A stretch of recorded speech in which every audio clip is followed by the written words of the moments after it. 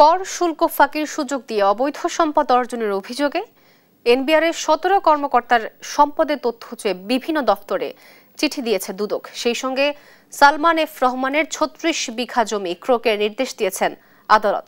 সোমবার সংস্থাটির উপপরিচালক আক্তারুল ইসলাম গণমাধ্যমকে এসব তথ্য নিশ্চিত করেন। দুদকের আবেদনের প্রেক্ষিতে আজ তার সম্পদ ক্রোক ও একটি ব্যাংক হিসাব জব্দের আদেশ দেয় আদালত। এদিকে এনবিআরের ১৭ কর্মকর্তার দুর্নীতি তদন্তে দাখিলকৃত সম্পদ বিবরণীর সত্যতা যাচাইয়ে সোমবার বিভিন্ন দপ্তরে চিঠি পাঠায় দুদক।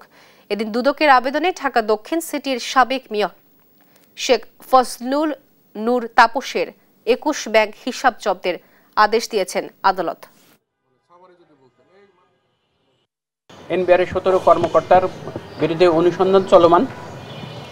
অনুসন্ধানকারী আমাদের টিম তাদের সম্পদ বিবরণী দাখিল করতে বলেছিলেন একটা নির্দিষ্ট সময় দিয়ে। সেই অনুযায়ী তারা সকলে সম্পদ বিবরণী দাখিল করেছেন।